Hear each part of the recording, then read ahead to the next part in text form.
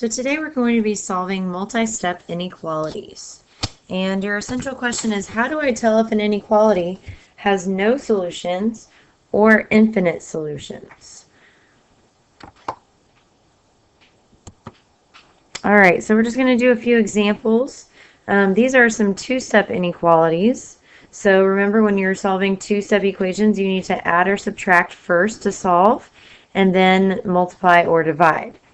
So we're going to solve these just like we would normal equations. You can draw a line down where your equal sign or your inequality symbol is. And then we're going to solve for y. So first I have to add or subtract. So I would cancel out the 7 by subtracting. And then I'm left with y divided by -6 is less than 2. Now from here, if I try to get y by itself, remember a fraction means that I'm dividing. So the opposite of dividing by -6 would be to multiply by -6. So I'm going to show that by using parentheses. And if you remember from the last lesson, what do I have to do when I'm solving an inequality and I'm multiplying or dividing by a negative number? You have to flip the symbol.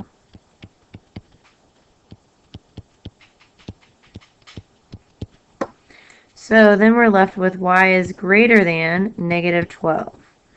Now you'll notice I don't have any numbers on my number lines.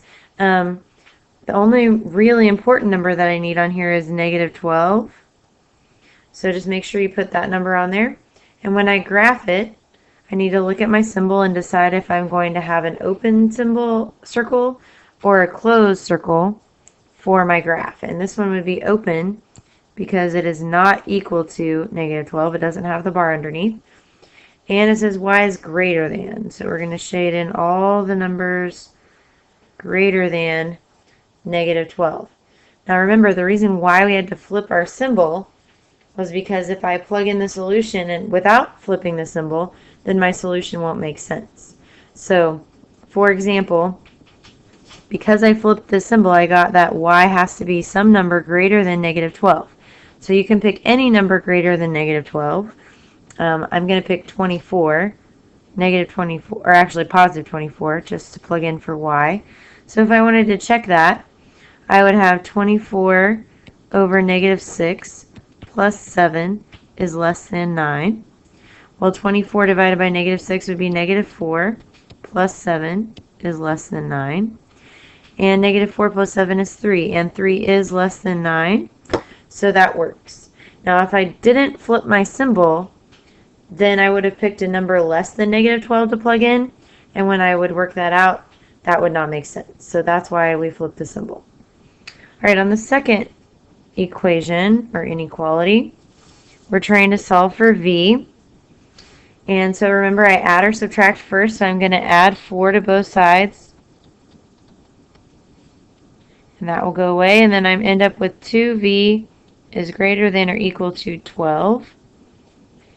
And then I would multiply or divide. So in this case, I'm going to divide by 2. And I get v is greater than or equal to 6. So I can put 6 anywhere on my number line. And I need to decide if it's an open circle or a closed circle. This time, since I look at it, it says equal to, so it's going to be a closed circle. And this is all the numbers greater than or equal to 6 because it points to the right. So my number line graph should point to the right as well. So those are some fairly easy ones. Let's get into some multi-step ones. We have inequalities with variables on both sides. So when we say both sides, we're talking about both sides of the inequality symbol. So I'm going to draw a line down the middle so I know where my two sides are. Okay, now remember, when you have variables on both sides, you have to cancel one of them out. So I always like to cancel out the smaller one to avoid having any negative numbers. So I'm going to subtract 2x from both sides. And then I end up with 4x minus 5 is less than 11. So from here now I have a two-step inequality, so I would add 5 to cancel that out. And then I'm left with 4x is less than 16. So I would divide by 4. And x is less than 4 would be my solution. Now when I'm working these out, if you guys want to try these on your own first and then check to see if you're right, feel free to pause the video at any time and try it on your own. Okay, for the next example, we're going to practice using the distributive property. And why would I use the distributive property in this example? Well, I have a number with parentheses after it, so that indicates that I need to distribute. So I'm going to distribute my 3 to both numbers inside the parentheses, and I can draw my line here if it helps. So 3 times x would be 3x, and 3 times negative 3 would be negative 9, and then I have minus 5x is greater than negative 3x minus 6. So if I look at the left side, there's still 2 x's on the left side, which means that I can combine my like terms together. And notice the 5x has a negative sign in front of it, or minus. So that would be 3x minus 5x, which would be negative 2x minus 9 is greater than negative 3x minus 6. Okay, so from here we have variables on both sides. So I need to cancel one of them out. So you can cancel out whichever one you want. I'm going to go ahead and add 3x to both sides because it's the smaller one, so it will help me keep my negative numbers away. So negative 2x plus 3x would just be 1x minus 9 is greater than negative 6. So then I would add 9 to both sides. So I'm left with x is greater than 3, and that would be my solution. So if I plug in any number greater than 3 for x, then this inequality would be true.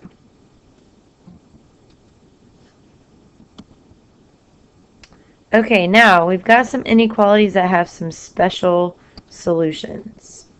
Okay, so first we're going to solve question A, which is 8b minus 3 is greater than 4 times 2b plus 3. So I see the parentheses there, which means that I have to do what?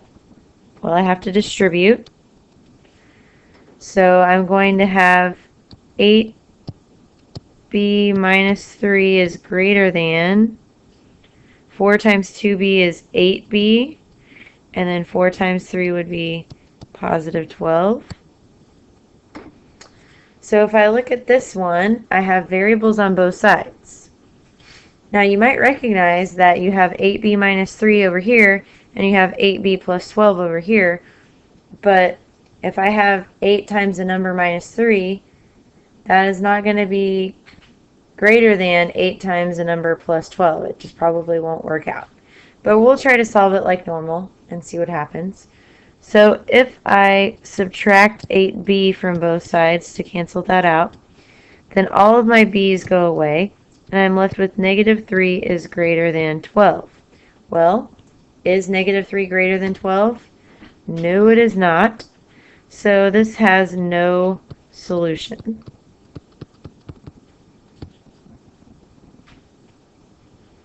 So I cannot plug in any number for b that will make this true.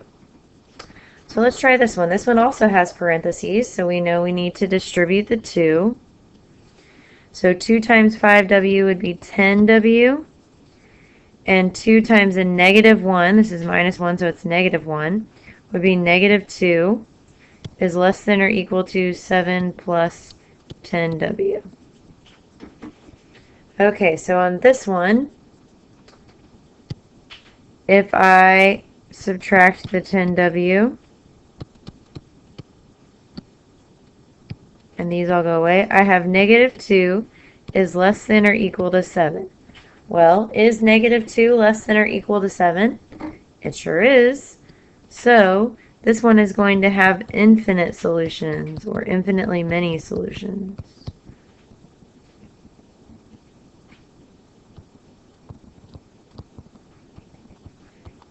And remember, that means that no matter what number I plug in for W, this inequality will always be true no matter what.